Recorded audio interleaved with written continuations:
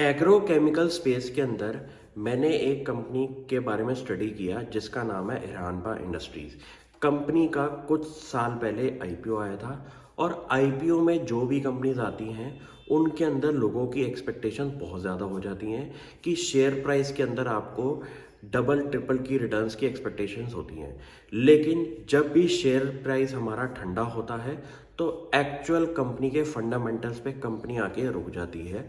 तो यही हुआ हमारे हिरानबा इंडस्ट्रीज़ के साथ कि कंपनी के अंदर आपको अगर नोटिस किया होगा आईपीओ के बाद बहुत ज़्यादा रिटर्न्स दिखी होंगी, लेकिन अब कंपनी जो है वो एक स्टेबल प्राइस रेंज पे आ चुकी है, काफ़ी ज़्यादा शेयर होल्डर पिटाई करके। तो आप इस कंपनी के अगर बिजनेस मॉडल की बात करें तो कंपनी हमारी एग्रो केमिकल स्पेस के अंदर ऑपरेट करती है और मेरी ऐसी कंपनीज के ऊपर सबसे ज़्यादा इस टाइम नज़र है जिनके अंदर इन्फ्लेशन की वजह से कंपनी की काफ़ी ज़्यादा पिटाई हुई हो। तो ये वो कंपनी है जिसके अंदर रॉ मटेरियल प्राइस इंक्रीज की वजह से कंपनी के मार्जिन इफेक्ट हुए हैं और जैसे जैसे फ्यूचर के अंदर हमारे इन्फ्लेशन के अंदर स्टेबिलिटी आएगी तो इन कंपनीज को डायरेक्ट बेनिफिट मिलेगा। तो आप भी ऐसी कंपनी स्टडी करें जिनका इस टाइम प्रेजेंट के अंदर काफ़ी ज़्यादा शेयर के अंदर पिटाई हो, लेकिन कंपनी के बिजनेस मॉडल्स के अंदर अगर कोई दिक्कत ना हो तो इनके अंदर एक एंट्री की गुंजाइश बनती है। तो कंपनी की अगर मैं एबिटा मार्जिन की बात करूं तो वो अराउंड 13 से 16% के बीच में कंपनी के एबिटा मार्जिन हमारे रेंज में रहते हैं। और कंपनी के अगर पैट मार्जिन की बात करूं तो ये बिजनेस एक ऐसा है जिसके अंदर कंपनी का मार्जिन पैट के अंदर 10% से ऊपर का है। तो ये एक मेरा एक कंफर्ट एरिया है जहां के अंदर कोई भी कंपनी अगर 10% से ऊपर का पैट मार्जिन बना रही हो तो मेरे स्क्रीनिंग क्राइटेरिया के अंदर ये कंपनीज फिट होती है।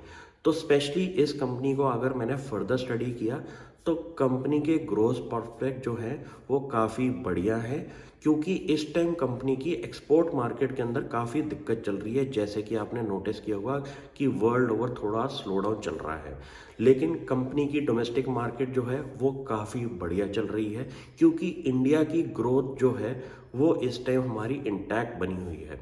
और कंपनी के कुछ केपेक्स चल रहे हैं जो कि अराउंड 140 करोड़ से ऊपर के हैं। और जैसे जैसे मार्केट के अंदर हमारा इन्फ्लेशन जैसी चीज़ें ठीक होंगी तो इन कंपनीज को भी एक बेनिफिट मिलेगा। तो जो भी ग्लैमर में कंपनीज रहती हैं आईपीओ के अंदर, उनको आप 1 से 2 साल के बाद अपनी मार्केट स्टडी के अंदर रखें, क्योंकि तभी बिजनेस एक फंडामेंटल स्टोरी पे आता है। और कंपनी के अगर प्रोमोटर इंटैक्ट रहते हैं इन कंपनीज के साथ तो इनका फ्यूचर भी ब्राइट रहता है, क्योंकि कोई भी कंपनी अगर ग्रो हो रही है और उनका प्रमोटर उस कंपनी के साथ जुड़ा हुआ है तो इसका मतलब उसके मालिक को उस कंपनी के ऊपर एक ट्रस्ट है। तो जहाँ पे परसेंटेज प्रोमोटर्स की कम हो उन कंपनी से आप दूर रहें, और जहाँ कंपनी के प्रोमोटर्स कंपनी के साथ जुड़े रहे हों आईपीओ के बाद भी तो उन कंपनी पे आप स्पेसिफिक फोकस रखें। तो इस केस में हिरानबा इंडस्ट्रीज पे भी आप अपना एक फोकस एरिया बना सकते हैं, क्योंकि एग्रो केमिकल स्पेस जो है वो बहुत बढ़िया बिजनेस है, क्योंकि इंडिया एक हमारी एग्रीकल्चर फोकस इकोनॉमी है। और अगर आपको एग्रीकल्चर के अंदर ग्रोथ दिखाई देगी सेम सेगमेंट ऑफ आपकी फार्मिंग के अंदर, तो आपको अपनी कल्टीवेशन के अंदर जो है वो यील्ड इंक्रीज करनी पड़ती है, और उन यील्ड को इंक्रीज करने के लिए आपके एग्रोकेमिकल्स यूज होते हैं। Thank you.